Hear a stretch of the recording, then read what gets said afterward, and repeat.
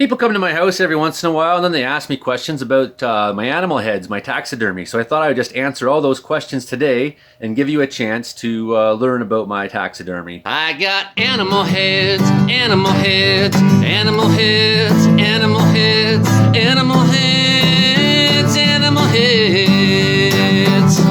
So this black bear, for example, people ask me all the time, Joey, did you kill that black bear? And no, of course not. Don't be silly. I would never get a bear that I killed stuffed anyways, basically because it would be unrecognizable by the time I got done bludgeoning it with a Pulaski or a small hatchet somewhere, maybe the dull end of it repeatedly.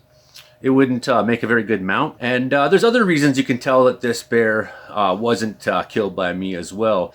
Right here on the bottom there's a little plaque that you can read, and it says on this plaque, Alaskan black bear. So that's the first hint, because I've never been to Alaska. I'm not sure I'm exactly allowed in the States. At the very top actually it says 1980.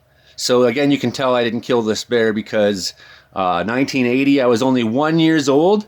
And when I was 1 year old, I only killed very small things. You know, like pulling the wings off a butterfly to see why it doesn't scream. Oh, and there's one other thing. Now, it might be hard to make out. It says shot by bow and arrow by a guy named Jerry. Who the fuck's Jerry, and why do I got his bear head anyways? And my name is Joey. That's quite a bit different than Jerry. You'll have to catch the next video to find out about that. So that's how you know that I didn't kill this bear that I happen to have in my house. Now take this giant moose head, for example. People always ask me, hey Joey, did you kill that moose? Don't be silly. Now this is a very large moose. He's a beauty, and was actually shot by my friend's uncle a long time ago.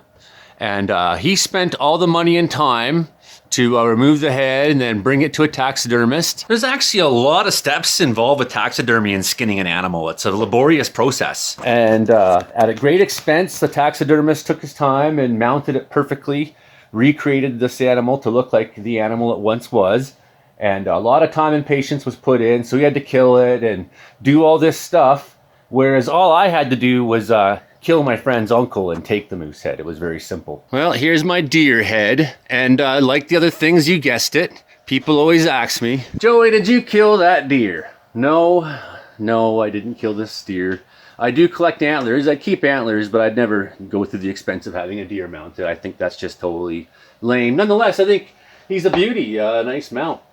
I'm really glad to have him. Take this B-wing fighter, for example. People always ask me, Joey, did you shoot down that B-wing fighter? Well, don't be crazy. It's not a real B-wing fighter. It's very small, and real B-wing fighters are very hard to kill. This guy here is called the coyotelope, and he's called the coyotelope because he's part coyote, and he's got a crazy deer rack for antlers, eh? He's just, every antler is totally misshapen, so he's a freak. And yeah, he lives in mine shafts, and he like comes out of the mine shafts when you trespass and bites you in the nuts. And this guy here is the cow yotelope. It's a very rare cow yotelope. They're part cow, part coyote, part lope. Basically, if you see one of them come out of the water for you, you better run.